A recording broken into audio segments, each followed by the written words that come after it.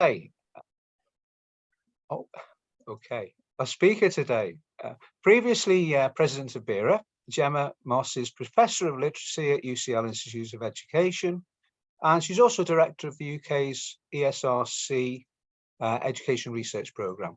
This aims to support partnerships between researchers, practitioners and policymakers.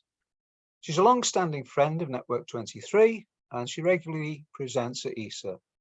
Alongside her interests in literacy policy and democratic accountability, her work engages with the complexities of using research evidence and deliberation to support the development of education policy and practice. And I'm sure you're going to touch on all these themes today. Welcome, Gemma. Okay, thank you very much. I am going to touch on these themes. I am aware that I tend to talk quite fast in English. And if you get a chance to either tell me to slow down or one of the chairs does, that may be helpful. I'm going to give you, oh, now that's interesting. My slides are not moving. There we go. I'm going to give you an overview of what I'm talking about. John Benedicto has just posted in the chat that he wants to know where my reflections on the madness have got to. Yep, this is about what this talk is about. Okay, it is partly about how critical policy sociology in education is trying to understand policy impacts and policy change. It is partly about the utter madness that is English education. Maybe I shouldn't say that on a recorded seminar, but too bad. I think it's the only way of summarizing it up. And then I'm going to try and think about how else might we be able to use research. In the slide, it says to foster democratic governance of education in service of the common good. You might put it another way. How can we use research to disrupt as well as do its own thing? So what can we bring back from the research that we do to trying to make a difference in the real world? These all matter to me. Okay, I'm going to start with some brief reflections on critical policy sociology and how it looks at the world. And there is a very strong strand within critical policy sociology that tracks what we might describe as the reinvention of the state. So I'm partly thinking of Stephen Ball's use of the work of the sociologist Jessup. And there are other people who I'm very, very familiar with in the European context, Christian Marois, if I've got his name right, and Xavier Pons. There's a lot of work looking at how what is going on in education replicates a reorganization of the state itself. And I've got down there some of the ways, some of the sort of focal points that people use when they're undertaking that work. There is also a lot of work on policy impacts, tracking text, tools and trajectories, again, very much building on the work of Stephen Ball. And I'm particularly struck by what Tony Verger and colleagues have been doing in Barcelona, where they have started looking at how accountability systems morph over time. We've then got questions about policy change or policy enactments, and that's partly trying to track what happens to policy as it hits the ground, and we'll then quite often talk about resistance. You could also talk about recontextualizations and translations that disrupt linear policy implementation. And indeed, that is part of the general problem in the field, that policymakers may assume that policies will have linear impacts. They seldom do. And in fact, it's so this whole world is actually rather more chaotic than sometimes the models we build of it would suggest.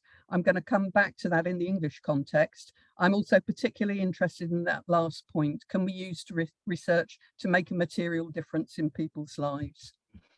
Okay, here's some of the methodological issues as I see it, that where we look shapes what we see.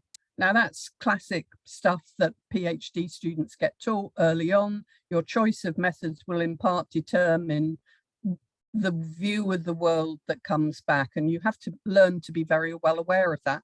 There's an interesting piece by Savage and colleagues, including Trevor Gale, that came out in 2021. There's a list of references at the end of this, you will get them, that sees a problem in looking up too much at what the powerful are doing, whereby the stories that get repeated in research just tell us again the story of the powerful elite. And they're saying, is that the story we really need to hear, what the powerful are up to? Now, you could argue that a lot of Foucauldian analysis does that. It tells people they're got by powers that are operating from elsewhere. But basically, most people already know that. So are we telling them news, or are we just repeating to them something that actually we would rather disrupt? On the other hand, if we look down, how do we manage to identify an agenda for change? And I like this quote from Bob Lingardsworth, going beyond explaining what is wrong with the world to develop the means for transformation. Now, transformation's a much harder goal to set oneself, and particularly given the strength of what's going on out there at the macro level, how do we realistically as researchers intervene? So my sense is that as a political project, we should be trying to unsettle the links drawn between policy problems and policy solutions that dominate everyday thinking and restrict the tools that professionals can think with. And I have got a quote from John Benedicto Kaiser there, because he's written a very interesting account from my point of view about what works in Denmark, pointing out the contradiction between a what works agenda that values the knowledge produced by research but gives no credit to the knowledge produced in professional practice. How can we remake that settlement so the knowledge that's produced in professional practice gets its own status back? Now, I'm now going to take you into the mad world of England, all right? And the last time I was in a European context and somebody got up to talk about England, everybody in the audience fell about laughing, because what we are doing is so out of kilter with what is happening most other places. I've borrowed these terms from Toby Greene. We are a high stakes accountability system. And if you look at the box underneath that heading, you will see there are lots of penalties for schools that do not meet the testing targets that run right the way through our system, including school closure. So heads can lose their careers. Most recently, there's been a very sad case of a head committing suicide, actually, in response to an Ofsted report in England. We are really high stakes. You know, it's hard to underestimate for practitioners how high the stakes are. At the same time, paradoxically, we're high autonomy. That is to say, there are a whole group of schools within our school system who are not Ofsted inspected, who are free to devise their own curriculum, have been put there by government and can do what they like. That means also we've stripped out a middle tier, a local authority or a school district that can look at its whole family of schools. No, multi-academy trusts can operate across a huge geographical space. They have entirely different cultures and ethos. They do their own thing. Nobody gives proper oversight to them. And in the midst of this, democratic and locally based accountability goes missing. At the same time, we are also a quasi-market. Well, how do we manage to do that? That's because actually most of what happens in education in England these days happens through contract, and the contracts are put out to tender and constructed by the government. So what that means is that the government is in a position at the centre of this high autonomy, high accountability system to exert a huge amount of control in a quasi-market system where it contracts in players who will be there for the length of a contract. If they don't like what they do, they can chuck them out again. So the quasi-market relations within the English system create a huge amount of instability. And at the same time, I think one major reason for this is that the government can get away with not being to blame for market failures, because it's the market, it's not them. So there's a kind of hidden blame game going on. And from that point of view, for those who don't understand the English system, I'm just dividing what's been going on with it into two periods. One, when the last new Labour government was in, and what they were doing is, yes, they were exerting a lot of central control over their own reform programme, but they built it based on Fullen's principles of school improvement. Actually, that meant collecting a lot of data from the ground and then using it to change your approach in driving reform forward from the centre. Unfortunately, they'd hitched that reform programme to meeting particular targets, which they never quite met, and that did them huge political damage. And it also meant that the reform programme was a political project. So when the Tory government came in, they threw out the old reform process. They decided that closing the gaps was what they were going to do. Never mind targets, we'll just close gaps. What we get out of that is a huge proliferation of tests, a huge proliferation of education actors offering different services so schools can get their pupils to pass the tests, and new ways of determining what works, as well as ways of determining what counts as relevant professional expertise. And that is the mess we are in. So for those people who do not know, here is the test architecture in English primary schools, which means there are many tests happening. There are only 2 years where there are no tests, and all of these tests have high accountability with them. Okay, and for instance, if you're a 5 to 6 year old and you fail the phonics screening check in year 1, you have to take it again. There is kind of supposedly when we introduced the reception baseline tests, we were going to drop the key stage 1 test. We haven't actually done that yet. So, and a lot of the tests, for instance, the multiplication tables check, that's been put in by a particular school's minister who decided that everybody needs to learn multiplication tables by heart, and has put in a test to make it happen. So the test architecture becomes a way of making teachers change what they do, and change what they do around the minister's picks. The spelling, punctuation and grammar test I'm not going to get into.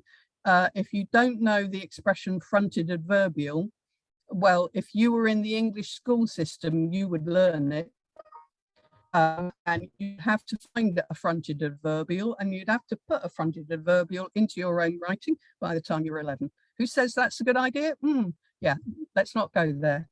Okay, all around this proliferation of tests, I'm showing you, it's not a very clear image. It's made by Patrick Wall. The URL where you can find it is down at the bottom. He reckons there are about 300 actors involved in making policy happen in the English education system at the moment. Massive explosion in new entities, new organizations, new individuals trying to make things happen. What is the dynamic here? And this is where I want to come to Le Gallais and his argument that policy instruments end up being a life of their own, acquiring a life of their own. The policy instrument in the case of the English system is simply the test data and the discourse of closing the gap. Now, test data, you've got the central graph there is showing us what any test does. It produces a normal distribution curve. And that means there will always be failure, just as there will always be people who are above standard. In England, we report to pupils on their tests to their parents, telling them where on that distribution curve they sit. You are well below standard. You're up standard. You're above standard. Somebody told me the other day that at a parent's conversation, he was told his child was on a flight path to grade C's at GCSE. This is not good. All right, you don't want to be on a flight path to grade C. Why are we having these conversations? Why have they become so dominant in this kind of context? And there's that nice little quote from Lascombe and Le Gallais at the top, that policy instruments are devices that are both technical and social, that organize specific social relations between the states and those the instrument is addressed to, according to the representations and meanings it carries. So the test data and the meanings that it carries around where individuals sit on that normal distribution curve, where schools sit on that normal distribution curve, then creates the context in which the policy instruments do a heck of a lot of further work. Now, this is a quote from Le Gallet about the accumulation of devices and their interaction without clear purpose. I love that. So the organized rational state devises a policy, has a clear rational purpose for the policy, rolls it out, we see what happens. Policy instruments, you don't actually have to have a rationale for them. You can set them wild and they will run around and do their own work as people pick them up and do things with them. All right, now in the English context, there's been a proliferation of service providers who will tell schools how to pass the Ofsted inspections that come with the test data that shows where the school sits on that normal distribution curve in terms of school performance in our country. Great, we sell you services. Okay, so there's a huge industry, a proliferation of actors around the service, and there's no control over what the advice is. This is not a strategic choice by the government. It is just kind of anybody buy any old thing that's in the market and let's see how successful they are. Okay, so what I think this leads us to in terms of what happens in England is that we get for a huge amount both of stasis, there's stasis in the control, you will be got by the test data, but there's rapid change in what else is happening in education. It's hugely unstable as a system because we get new networks of influence, new players coming in, new ideas floated as to how the mythical closing of the gap will happen. And everybody is running on very, very short timelines to make it so for them. It also obscures the differences between policy promises and realities. So the policy promises the gap will be closed, but actually it never is because we're back with a normal distribution curve. But there's always this, we'll try this, we'll try that. And it also does become a way of the government both exercising a lot of control, but not really taking responsibility for what happens. This leads to huge disconnects between policymakers and their communities on the ground. And I think this does a huge amount of damage. Now, I'm aware that I'm probably about halfway through, and I'm going to take you on to what I'm describing as a critical case, all right, where we see this dynamic at work, and I'm going to suggest how we might unpick it. And this is part of work that I did on COVID, on what was happening to education during COVID in England. And I've got a list there that just makes clear how long schools were closed in England. I think we are an outlier in Europe. We were closed for longer. There were quite possibly more restrictions. And the bottom of that list is telling you what happened to pupils at home. Many had limited access to online learning. Many had limited access to the food that schools provide. Our poorest students are very dependent on a school lunch, a school breakfast. They weren't getting them. Limited access to social and physical opportunities of being in school, and for some greater exposure to risk at home. Okay, let's get back to what does a highly centralized government fixated on closing the gap see when COVID happens and it disrupts schooling to this extent. Basically, they get in a panic because their notion of how schooling happens, that goods are being delivered in the curriculum day in, day out to pupils who will accrue the goods and then pass the tests and close the gaps. All of this gets thrown up into the air. What we saw in England, and I have written about this and I can give people a paper if they want it, were repeated mistakes in the policy environment. The e-voucher system they set up belatedly after they began to realise that some kids were going to go without food. They subcontracted with the person who did the e-vouchers for gifts for leaving staff in civil service. So and the e-vouchers were for use in supermarkets that weren't readily available to the poorest people. So a policy decision made at the centre without knowledge of what's going on at the ground actually is an inefficient policy decision. which creates more problems than it solves. And that seemed to be the story of policy making right the way through the pandemic.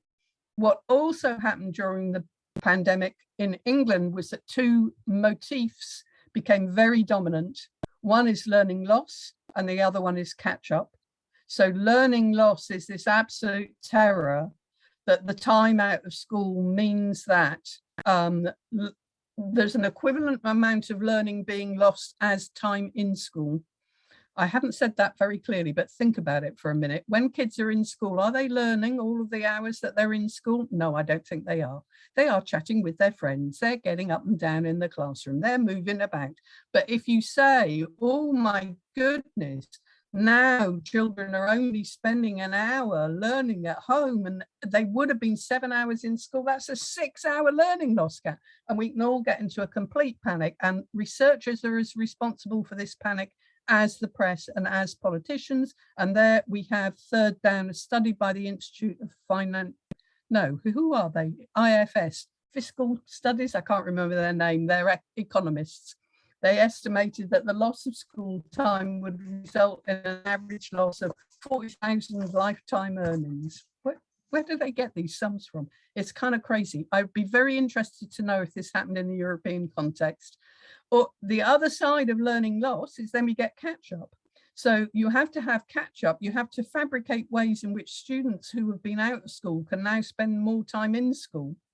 And you have to do it fast so they're spending longer hours, because otherwise they'll never make up the learning that they've lost. So what you've got is the complete moral panic going. And I'm showing you two examples here. One is from one of the earliest panel surveys. This is the household panel survey, happens all the time in England on a regular route.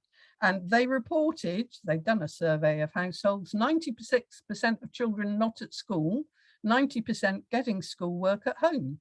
So this is quite a good news story, but actually it got picked up, in fact, by a colleague in my place of work who did a calculation on what this meant for the poorest students and managed to show that only a fifth of pupils do no schoolwork at home. So somehow we'd managed to end up with a very different calculation and used exactly the same data to hype up the loss that would have happened. What then happens in a highly centralized system where we get organizations who take responsibility for closing the gap is they rely on this knowledge to give advice to others. So this is Amanda Spielman, head of Ofsted. She said this at the back end of the second period of lockdown. And basically she's saying schools weren't quick enough to get their full remote learning offer on the ground, off the ground, and she's implied in the headline, which she won't have written, fair enough, is that schools were too busy sending food parcels to kids. They should have been making sure they were doing lessons at home.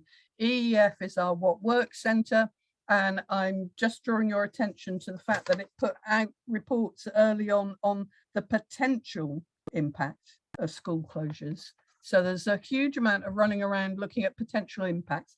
Okay, how am I doing for time? I think I've got about 10 minutes left, and now I'm going to start going quite fast because I'm going to tell you as quickly as I can what some of us at UCL did instead. All right. Yeah, Gemma, sorry, you have time. You have time. If it's 10 minutes, if it's 15 minutes, no worries. Okay, I'll try and not go too fast. Thank you, Benedict.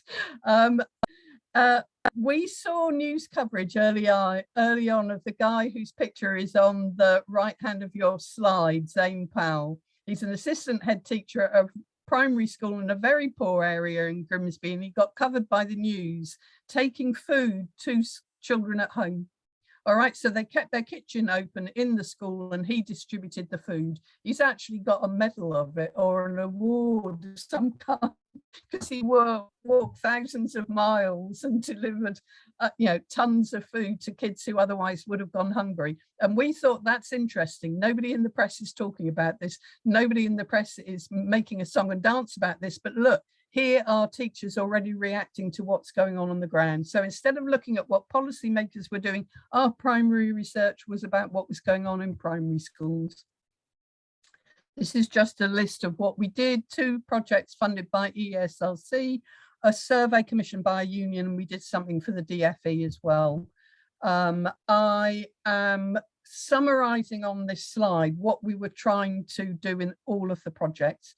Primarily document schools' responses to their communities. How did they understand what was going on? What were their priorities?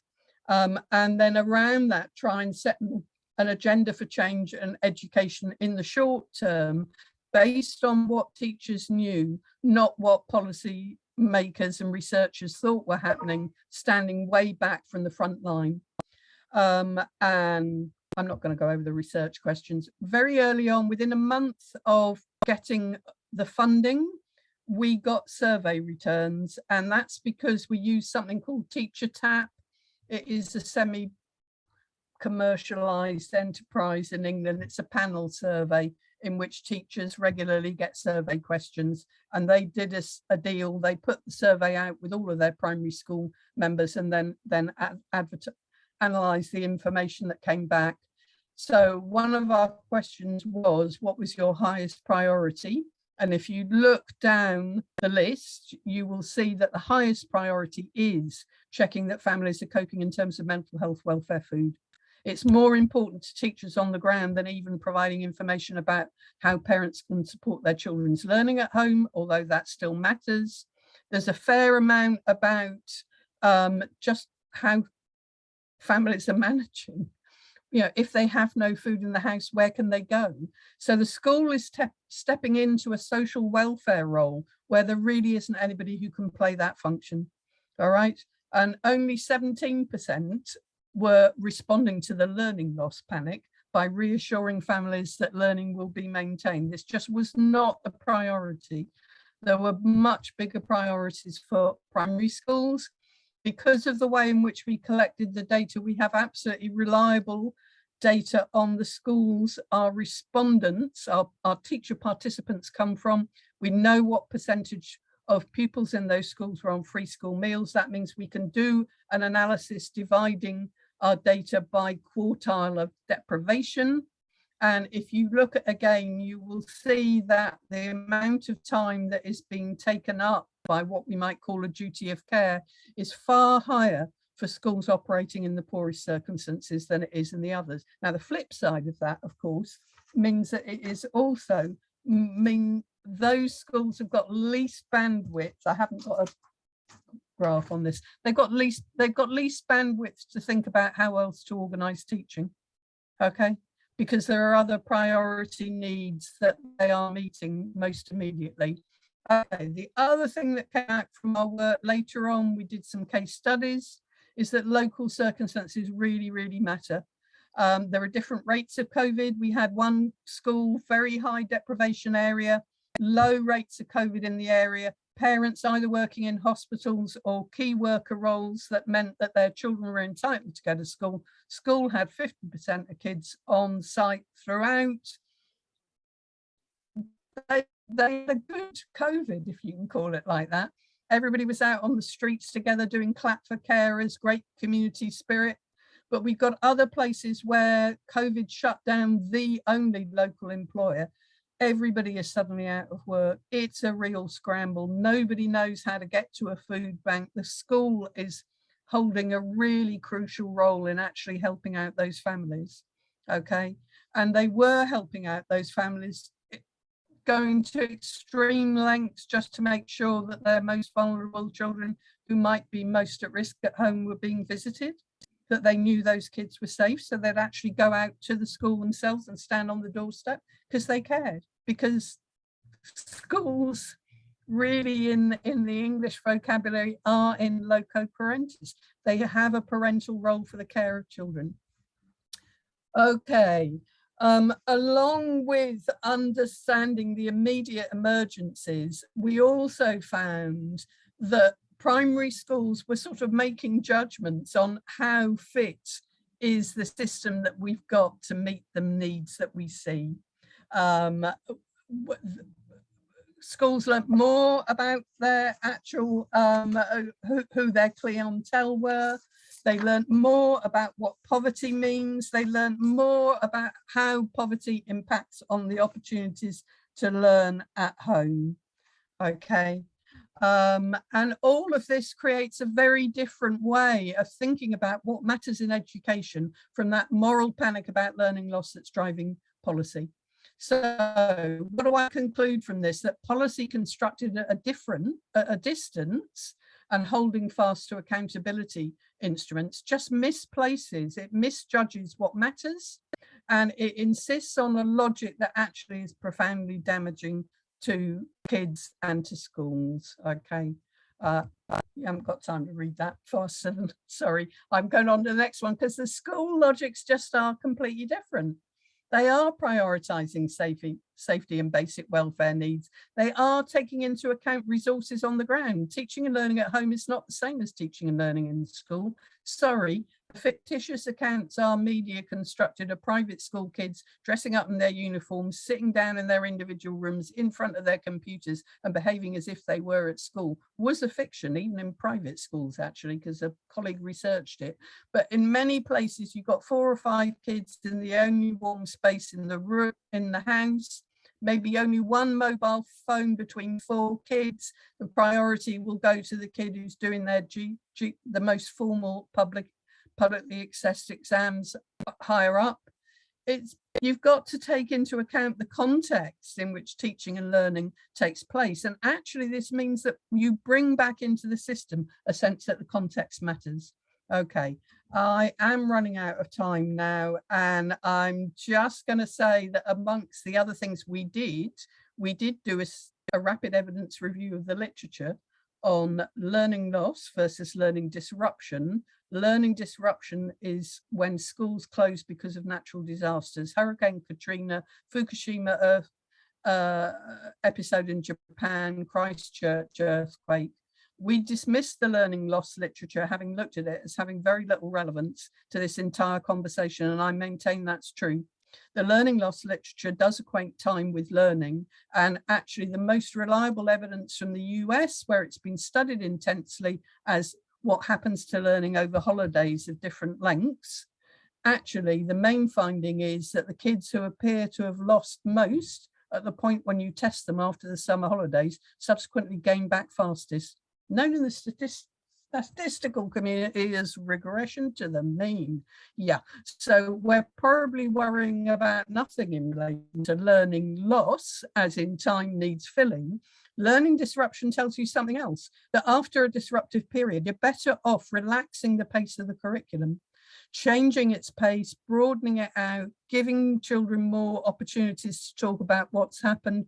Local knowledge really matters. It's much better than a identikit emergency pack distributed from the centre, and that mental health and well-being all matter too. We maintain that is a better literature to go to guide what should happen next.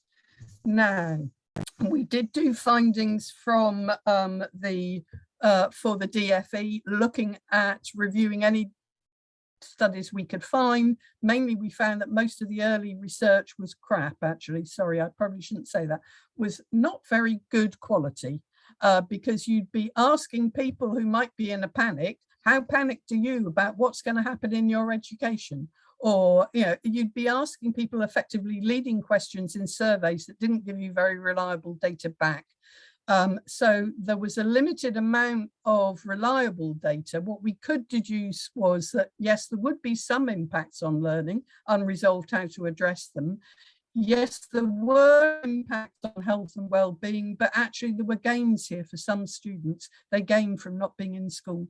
They felt safer at home and actually enjoyed that, you know, missing out on all the stress that being in a school setting. So it was a mixed results for them. Nutrition, physical health and development seem to have taken the biggest hit. And we still think that's true.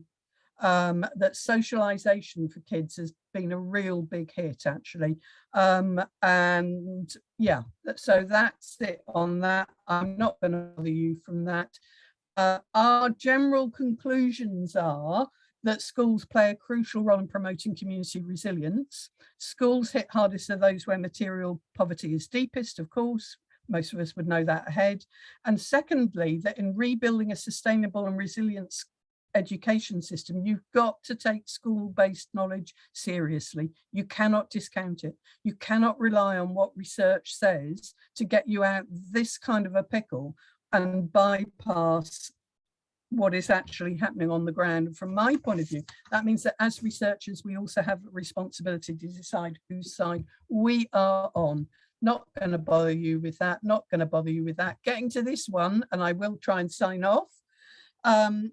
All of this is making me think about what is disruptive research that can actually make a difference. Hello.